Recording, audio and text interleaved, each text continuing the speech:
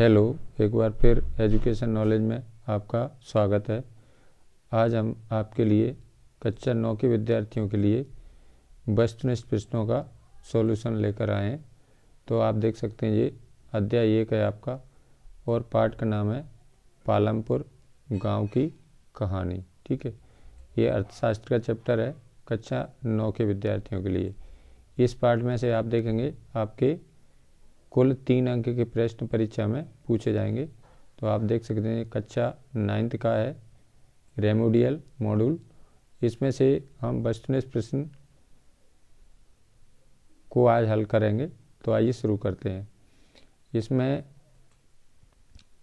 पहला प्रश्न है, आप देखेंगे यहाँ पर सही विकल्प चुनकर लिखिए। ठीक है, सही विकल्प चुनना है आपको। पहला क्वेश्चन है, भारत में हरित क्रांति का प्रारंभ हुआ, यानी कि भारत में हरित क्रांति की शुरुआत कब हुई थी। तो आप देख सकते हैं इसका सही उत्तर हो जाएगा ऑप्शन सा 1960 के दशक में। और इसके जनक कौन है, तो हरित क्रांति के जनक थे MS स्वामीनाथन। इसमें एस और लगाना है आपको, एस है ना, MS स्वामीनाथन। यहाँ पर इसमें एक नाम छूट गया है, MS, यहाँ पर देखिए इसका हो जाएगा MS स्वामीनाथन। इसके हरित क्रांति के जनक थे। अब इसके बाद नेक्स्ट क्वेश्चन है दूसरा,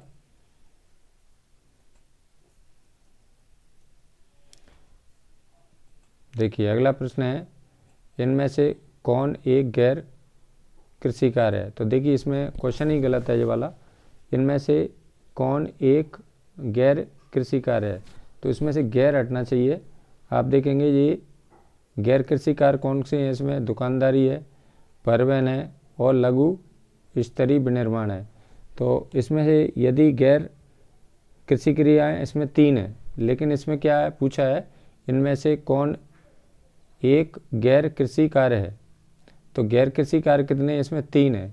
तो इसका ये गैर इसमें से हटा देंगे तो क्या रह जाएगा, इनमें से कौन एक कृषि कार्य है। तो कृषि कार्य क्या हो जाएगा, फसलें उगाना। ठीक है, और गैर कृषि कार्य कितने हो जाएंगे, 3 हो जाएंगे इसमें, परिवहन, दुकानदारी और लघु स्तरीय विनिर्माण। तो इसका देखिए गैर क्वेश्चन ही गलत टाइप हो गया है ये। इनमें से कौन एक कृषि कार्य है, तो कृषि कार्य तो समझ में आता है कि फसलें उगाना है। और गैर कृषि कार्य किसमें, इसमें 3 है। अगला क्वेश्चन है इसमें, इनमें से स्थायी पूंजी कौन सी है। स्थायी पूंजी ये सभी है, यंत्र है, कंप्यूटर है और भूमि है। तो इसका सही उत्तर क्या हो जाएगा, उपयुक्त सभी आंसर हो जाएगा। ठीक है, इसके बाद नेक्स्ट क्वेश्चन लेते हैं अगला।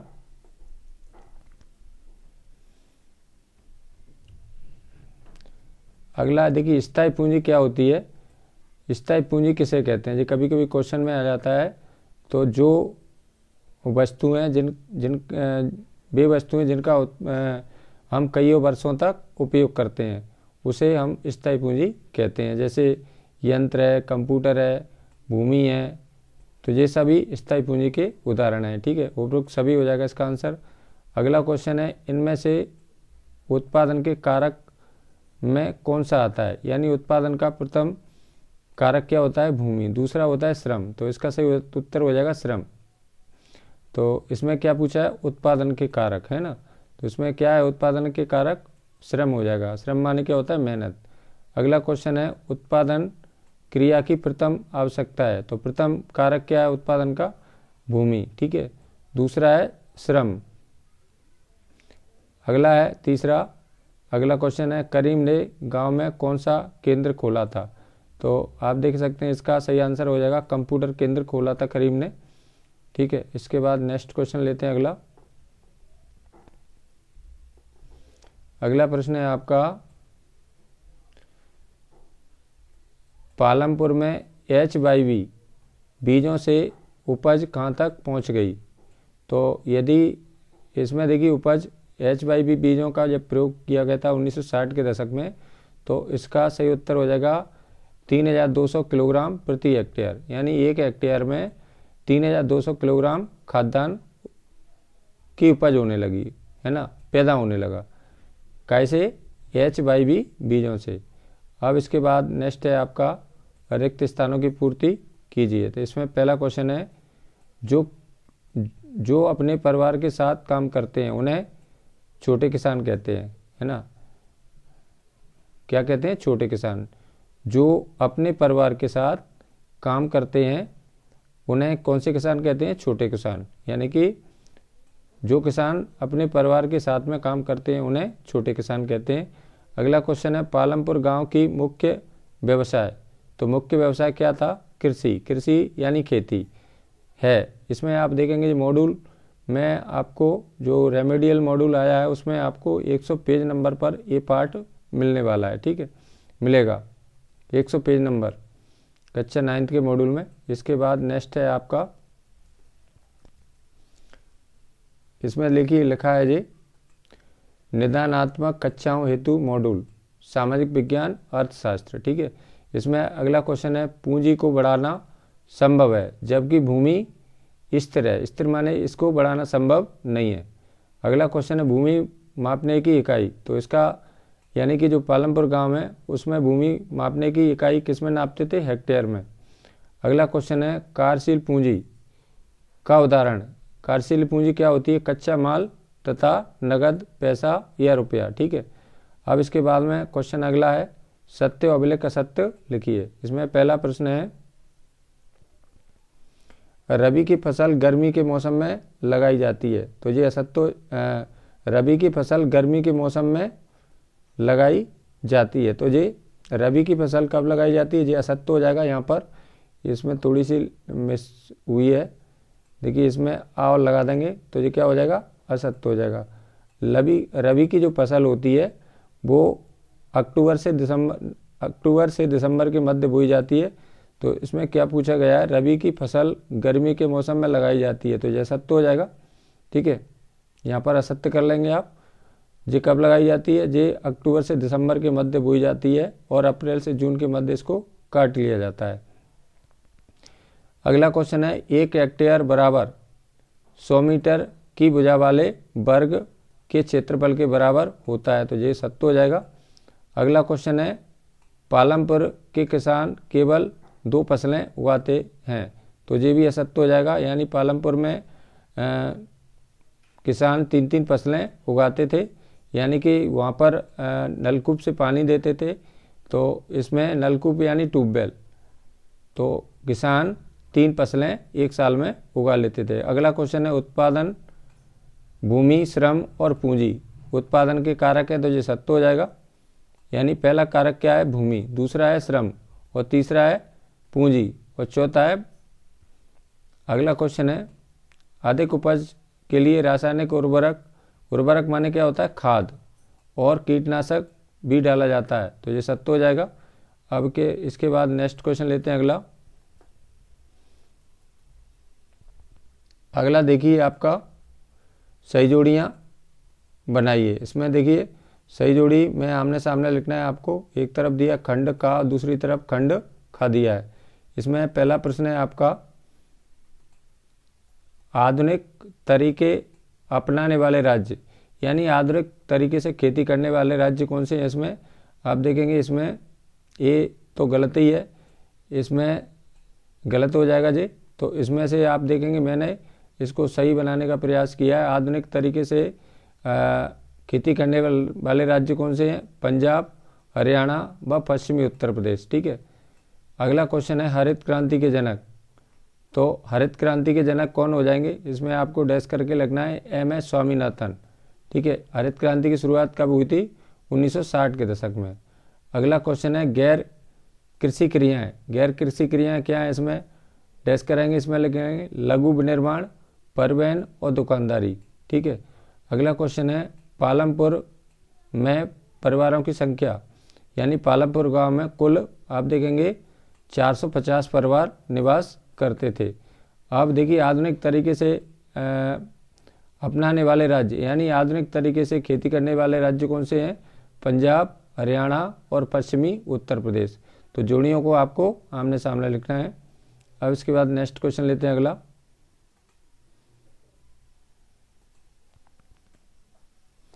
अगला प्रश्न है आपका, अगला प्रश्न देखिए,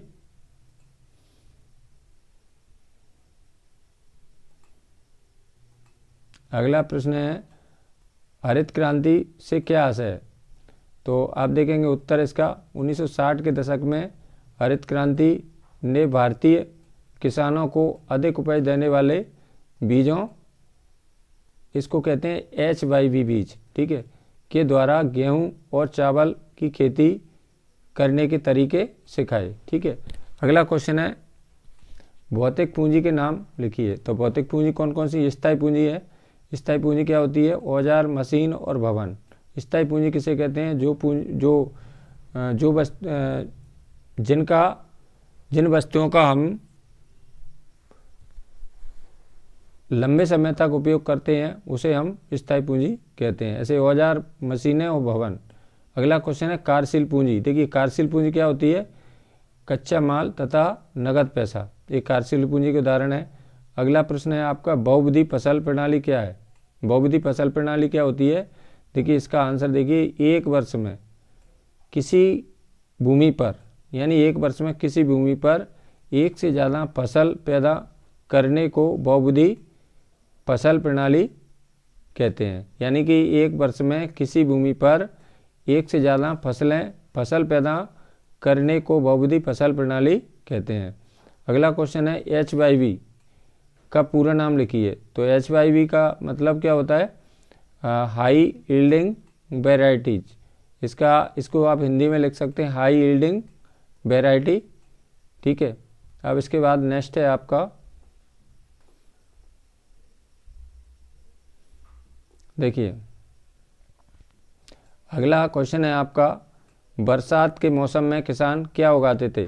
तो बरसात यानी कि खरीफ की फसल है बरसात की, तो उसमें क्या किसान, जो पालमपुर गांव के किसान क्या उगाते थे? ज्वार और बाजरा उगाते थे। अब इसके बाद नेक्स्ट क्वेश्चन लेते हैं अगला। आप देखेंगे जी पेज नंबर आपका 105 पेज नंबर पे आपको ये क्वेश्चन मिल जाएंगे सारे। अब इसके बाद अगला प्रश्न है, अगला पार्ट लेते हैं।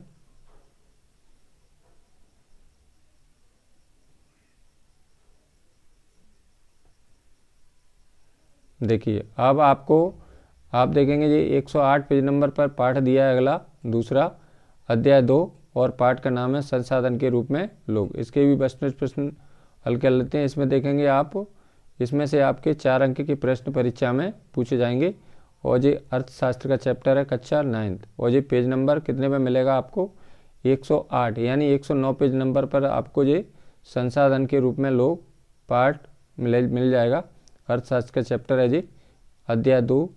अब इसके भी वस्तुनिष्ठ प्रश्नों को हल कर लेते हैं। देखिए इसमें सही विकल्प चुनकर लिखना है। यहाँ पर देखिए सही विकल्प चुनकर लिखिए। पहला प्रश्न है मानव संसाधन के रूप में जाना जाता है, तो इसका सही उत्तर हो जाएगा मानवीय पूंजी। ठीक है, अगला क्वेश्चन है मानवीय संसाधनों में निवेश के मुख्य अंग है। तो निवेश माने क्या होता है? खर्च करना, यानी पैसा लगाना। मानवीय संसाधनों पर निवेश करना माने होता है पैसा खर्च करना। तो स्वास्थ्य, शिक्षा भी है, स्वास्थ्य भी है, प्रशिक्षण भी है। तो इसका सही उत्तर हो जाएगा इनमें से सभी। तो इसका सही उत्तर क्या हो जाएगा? ऑप्शन डी सही उत्तर हो जाएगा। ठीक है, क्या आंसर हो जाएगा इसका? Option the. ठीक है, अगला क्वेश्चन है श्यामापुर, बिलास और सकल किस गांव में रहते थे? यानी बिलास और सकल किस गांव में निवास करते थे? तो इसका सही उत्तर हो जाएगा श्यामापुर। ठीक है, अब इसके बाद नेक्स्ट क्वेश्चन लेते हैं अगला। अगला प्रश्न है आपका विकास और सकल की कहानी। विकास और सकल की कहानी से हमें क्या सीख मिलती है? यानी सीख मिलती है, यानी शिक्षा मिलती है। तो इसका आंसर देखिए मानव पूंजी निर्माण में शिक्षा की महत्वपूर्ण भूमिका होती है। यानी मानव पूंजी निर्माण में शिक्षा की क्या होती है? महत्वपूर्ण भूमिका होती है। अगला क्वेश्चन है एक विशेष अवधि में प्रति 1000 व्यक्तियों के पीछे मरने वाली संख्या को क्या कहा जाता है? ठीक है, तो 1000 पुरुषों में पीछे मरने वाले व्यक्तियों की संख्या को क्या कहते हैं? मृत्यु दर। ठीक है, एक विशेष अवधि में 1000 व्यक्तियों के पीछे मरने वाले लोगों की संख्या को क्या कही जाती है? इसको कहते हैं मृत्यु दर। ठीक है। और 1000 पुरुषों में जन्म लेने वाले व्यक्तियों की संख्या को क्या कहते हैं? जन्म दर कहते हैं। तो ये मृत्यु दर और जन्म दर का दोनों ही क्वेश्चन क्लियर हो गए आपके। अब इसके बाद में आपका क्वेश्चन है प्रश्न क्रमांक 2। यहाँ पर देखिए, रिक्त स्थानों की पूर्ति कीजिए। पहला क्वेश्चन है इसमें, देश की उत्पादन क्षमता में वृद्धि। तो इसमें बनना है आपको मानव पूंजी में निवेश से होता है। निवेश माने क्या होता है? पैसा लगाना है, खर्च करना मानव पर। अगला क्वेश्चन है लोगों द्वारा सामाजिक कार्य करना। तो सामाजिक कार्य करना क्या कहलाता है? गैर आर्थिक क्रिया कहलाती है। अब गैर आर्थिक क्रिया वो होती है जिससे हमें कोई धन की प्राप्ति नहीं होती है, और आर्थिक क्रिया वे होती हैं जिससे हमें आर्थिक क्रियाएं क्या होती हैं? जिससे हमें धन प्राप्त होता है, यानी पैसे मिलते हैं। जैसे आर्थिक क्रियाएं और गैर आर्थिक क्रियाएं, इसमें अंतर पूछा जाता है। ऐसे आर्थिक क्रिया किसे कहते हैं? जो क्रियाएं धन कमाने यानी पैसा कमाने के उद्देश्य से की जाती हैं उसे आर्थिक क्रिया कहते हैं। और जो क्रियाएं स्व उपयोग के लिए यानी सामाजिक कार्य करने के लिए या स्व उपयोग के लिए की जाती हैं उसे गैर आर्थिक क्रिया कहते हैं, ठीक है। जैसे माँ का घर में खाना बनाना, तो कौन सी हो जाएगी? माँ का घर का खाना पकाती है तो उसको कोई पैसे नहीं मिलते, तो कैसी क्रिया हो जाएगी? गैर आर्थिक क्रिया, यानी जिससे कोई हमें पैसा नहीं मिलता है उसको कहते हैं हम गैर आर्थिक क्रिया। जैसे और आर्थिक क्रिया क्या होती हैं? जिसको हम जिससे हमें धन की प्राप्ति होती है। अगला क्वेश्चन है, नगरीय क्षेत्रों में शिक्षित बेरोजगारी अधिक पाई जाती है। नगरीय क्षेत्र होते हैं यानी शहरी क्षेत्र होते हैं, उसमें कौन सी बेरोजगारी पाई जाती है? शिक्षित बेरोजगारी पाई जाती है। और ग्रामीण क्षेत्र में आप देखेंगे, ग्रामीण क्षेत्र में 2 प्रकार की बेरोजगारी पाई जाती है। एक तो प्रसन्न बेरोजगारी और एक होती है मौसमी बेरोजगारी। अगला क्वेश्चन है, अर्थव्यवस्था के 3 प्रमुख क्षेत्रक होते हैं, यानी भारतीय अर्थव्यवस्था को 3 क्षेत्रों में बांटा गया, प्राथमिक क्षेत्रक, द्वितीयक क्षेत्रक और तृतीयक क्षेत्रक। अगला क्वेश्चन है, सर्व शिक्षा अभियान प्राथमिक शिक्षा प्रदान करने की दिशा में एक महत्वपूर्ण कदम है। तो इसमें क्या भरेंगे आप? सर्व शिक्षा अभियान। अगला क्वेश्चन है, सत्य अभिलेख असत्य लिखिए। तो इसमें देखिए, पहला क्वेश्चन है, प्राथमिक शिक्षा प्रदान करने की दिशा में सर्व शिक्षा अभियान एक महत्वपूर्ण कदम है, ये सत्य हो जाएगा। अगला क्वेश्चन है, प्रत्येक व्यक्ति एक कीमती राष्ट्रीय संसाधन है। तो ये भी सत्य हो जाएगा, यानी प्रत्येक व्यक्ति क्या है? एक कीमती और राष्ट्रीय संसाधन है। अगला क्वेश्चन है, तृतीय क्षेत्र कृषि एवं उद्योगों के संचालन में सहायता पहुंचाता है, यानी तृतीय क्षेत्र क्या होता है? तृतीय क्षेत्र कृषि एवं उद्योग के संचालन में सहायता पहुंचाता है, तो ये सत्य हो जाएगा। अब इसके बाद नेक्स्ट क्वेश्चन लेते हैं। अगला आप देखेंगे जी, आपको ये क्वेश्चन कहाँ मिलेंगे? पेज नंबर 109 पर, ठीक है। अब इसके बाद नेक्स्ट क्वेश्चन लेते हैं। अगला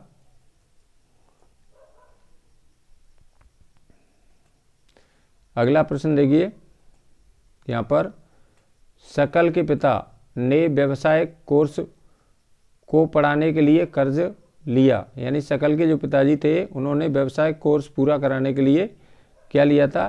कर्ज लिया था। ये कर्ज यानी ऋण, पैसा उधार लिया था, ये सत्य हो जाएगा। अगला क्वेश्चन है, फर्म का उद्देश्य लाभ को अधिकतम करना है, तो ये सत्य हो जाएगा। अब इसमें क्या करना है? आपको जोड़ियाँ बनाना है। तो आप देखेंगे खंड का दिया है और खंड खा दिया है, सही जोड़ी बनाना। क्वेश्चन नंबर 4, इसमें देखिए पहला प्रश्न है आपका, सबसे कम साक्षरता। तो सबसे कम साक्षरता आप देखेंगे तो इसका सही उत्तर क्या हो जाएगा? यहाँ पर डैश करके लिखना है। सबसे कम साक्षरता कहाँ पर है? ऑप्शन दा डालेंगे यहाँ पर और इसके आगे लिख देंगे बिहार, यानी सबसे कम साक्षरता वाला राज्य हमारा कौन सा हो जाएगा? बिहार हो जाएगा। अगला क्वेश्चन है, गैर आर्थिक क्रियाओं से क्या अभिप्राय है? तो इसमें देखिए उत्तर लिख लेंगे। इसमें ये 22 नंबर हो जाएगा इसका, स्व उपयोग के लिए उत्पादन, यानी स्वयं के उपयोग के लिए गैर आर्थिक क्रिया की जाती हैं, इसमें हमें कोई पैसे की प्राप्ति नहीं होती है।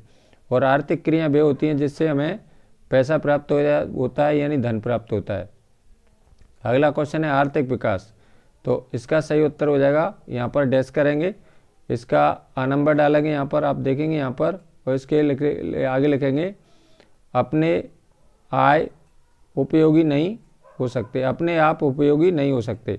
तो इसके आगे लिखते हैं अपने आप उपयोगी नहीं हो सकते। अगला क्वेश्चन है भूमि और पूंजी। तो इसके आगे डैश करके लिखना है आपको। इसका सही उत्तर हो जाएगा ऑप्शन का डालेंगे यहाँ पर और इसके आगे लिख देंगे मानव पूंजी। इसके आगे लिखेंगे मानव पूंजी। अगला क्वेश्चन है 2018 में साक्षरता दर। तो 2018 में हमारे देश की साक्षरता दर कितनी थी, इसका सा उत्तर हो जाएगा यहाँ पर और इसके आगे लिख देंगे ऑप्शन सा, इसके आगे 85%। ठीक है, ये सही उत्तर हो जाएगा 85% इसका। अब इसके बाद नेक्स्ट क्वेश्चन लेते हैं अगला। अगला प्रश्न देखिए, एक शब्द एक वाक्य में उत्तर दीजिए। पहला क्वेश्चन है इसमें कौन सा क्षेत्रक कृषि एवं उद्योगों के संचालन में सहायता पहुंचाता है। तो आप देखेंगे कृषि कार्य करने में और उद्योगों के संचालन में कौन सा क्षेत्रक कृषि एवं उद्योगों के संचालन में सहायता पहुंचाता है। तो ये हो जाएगा तृतीयक क्षेत्रक, इसको हम सेवा क्षेत्र भी कहते हैं। अगला क्वेश्चन है छिपी हुई बेरोजगारी का दूसरा नाम क्या है। जो छिपी हुई बेरोजगारी को क्या कहते हैं, हम प्रच्छन्न बेरोजगारी कहते हैं और इसको कभी कभी अदृश्य बेरोजगारी भी कहते हैं। इसका क्या मतलब है, इसकी क्या परिभाषा लिखेंगे आप प्रच्छन्न बेरोजगारी की। देखिए ये बेरोजगारी आप देखेंगे छिपी बेरोजगारी या प्रच्छन्न बेरोजगारी एक ही नाम है। छिपी बेरोजगारी को प्रच्छन्न बेरोजगारी कहते हैं या इसको हम अदृश्य बेरोजगारी कहते हैं। तो ये किस क्षेत्र में पाई जाती है, कृषि क्षेत्र में पाई जाती है। इसकी हम परिभाषा कैसे कर सकते हैं, इसकी परिभाषा लिखेंगे हम किसी कृषि कार्य में क्षमता से अधिक लोगों का लगा होना। ठीक है, ये क्या कहलाती है, प्रच्छन्न बेरोजगारी कहलाती है। अब इसके बाद नेक्स्ट है आपका प्राथमिक स्कूलों में बच्चों की उपस्थिति बढ़ाने के लिए कौन सा कदम उठाया गया है। तो इसमें देखिए प्राथमिक स्कूलों में बच्चों की उपस्थिति बढ़ाने के लिए कौन सा कदम उठाया गया है, यानी दोपहर का भोजन उनके लिए बनता है और सेतु पाठ्यक्रम और स्कूल लोटो शिविर। ठीक है, ये कार्यक्रम छात्रों की उपस्थिति बढ़ाने के लिए चलाए जा रहे हैं। कौन सा, दोपहर का भोजन यानी इसको MDM भी कहते हैं, सेतु पाठ्यक्रम और स्कूल लोटो शिविर। अब इसके बाद नेक्स्ट है आपका एक विशेष अवधि में प्रति 1000 व्यक्तियों के पीछे जन्म लेने वाले शिशुओं, इसमें देखिए शिष्यों नहीं है, शिशुओं की संख्या को क्या कहते हैं। तो इसको क्या कहते हैं, जन्म दर। ठीक है, यहाँ पे क्या करना है आपको, शिष्यों नहीं शिशुओं हैं। शिशु माने क्या होते हैं, छोटे बच्चे। अब इसके बाद नेक्स्ट क्वेश्चन है, अगला प्रश्न है आपका, अगला प्रश्न है IT का पूरा नाम क्या है। तो IT का पूरा नाम क्या है, भारतीय प्रौद्योगिकी संस्थान। ठीक है, IT का बहुत इंपॉर्टेंट क्वेश्चन है, IT का पूरा नाम क्या है। तो भारतीय प्रौद्योगिकी संस्थान। ठीक है, अब इसके बाद नेक्स्ट क्वेश्चन लेते हैं। अगला नेक्स्ट पार्ट है आपका, इसके बस प्रश्न भी हल कर लेते हैं हम। अगला देखिए,